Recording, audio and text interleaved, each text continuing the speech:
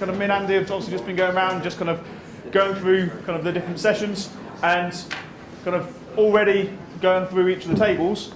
There's lots of different approaches, lots of different thought processes on it, lots of different groups that we're trying to kind of get that coaching with, which is great. Okay, as I said, there is no kind of, there's never going to be a session plan that's going to be the same across any of these tables. There's never going to be a session plan that's going to be the same kind of at two different places. So it's great to see what some thoughts.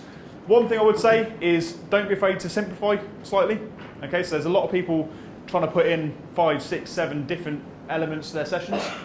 Okay, if you have too much stuff going on, then you as a coach, you think you've covered everything. Okay, I've ticked the box. We've done a bit on attack. We've done a bit on defence. Done a bit of kind of I've done 5 different attacking practices, drills, whatever, and that means they're gonna have known all of that. If we do too much, how much are people going to take in? Are people going to be switched on for it all?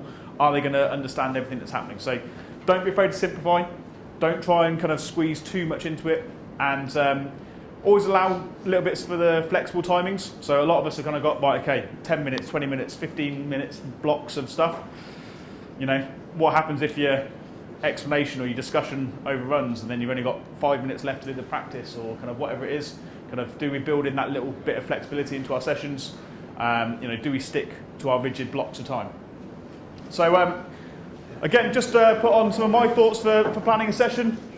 I'll kind of simplify down just kind of the 4 key things that I'm thinking of. So APES, anyone heard of APES when we talk about planning a session? Fantastic, there we go, done.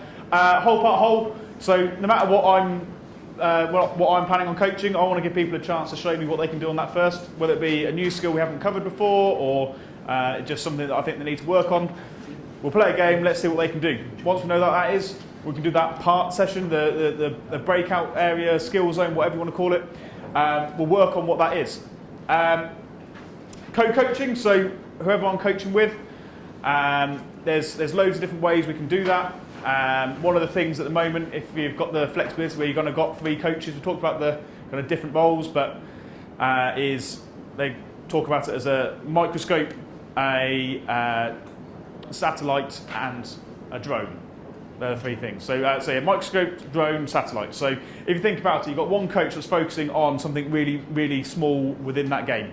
So I might be, if we was working, I don't know, looking at our tackling in a game. On the microscope, I'm looking at how we're placing our feet when we're going into that tackle. So my role as that coach that session, I'm that microscope coach. All I care about is where people's feet are when they're going into that tackle. That's all I'm looking for. That's all I'm speaking to people about. Then we've got our drone coach. He might be the person that's kind of refereeing it, facilitating it. He's buzzing around everywhere. He's kind of in the middle of it all. He can see what's all going on. He's keeping the energy of that session going. He's kind of looking at sort of the bigger picture stuff. And then you've got your satellite coach, who might be stood at the side of the pitch, might be kind of stood a little bit further away, maybe not actually getting involved in the session too much, but he's looking at the much bigger picture stuff. So he's looking at, okay, well, how are we actually attacking? What's the shape of our team? What are we looking at doing in that thing there? Kind of how we dress up those coaches, how we work together as coaches within a session is kind of up to us. Okay, kind of that's an example of a way of doing it, but you might say that doesn't work for my team, and I want my 2 coaches to be working on, we split the objectives, he looks at 2 things, I look at 2 things. Just thinking these things through, obviously, is going to make that better. Big thing, progressions and regressions. I didn't see a huge amount of it within the kind of planning that was going on there. Whatever we have planned, what if we people turn up and they're really struggling with what we've got? On paper we've gone, yeah, this would be great, everyone will be able to do this. They turn up, they don't understand it, they're struggling with it. They just can't get that skill going. How can we make that simpler for them? How can we change it up for them? How can we still get some learning going on in that area? On the same note, you have that drill for them to do, and they absolutely smash it first go, and there's absolutely no point in wasting the next 10 minutes of your session still just doing it and doing it and doing it. Okay, how can you then challenge them?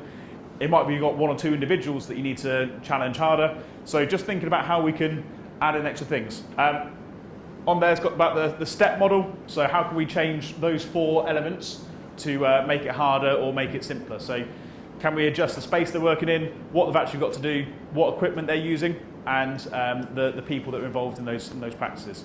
Okay, so if we can challenge those 4 elements, that's going to give us either a progression or potentially a regression into that session.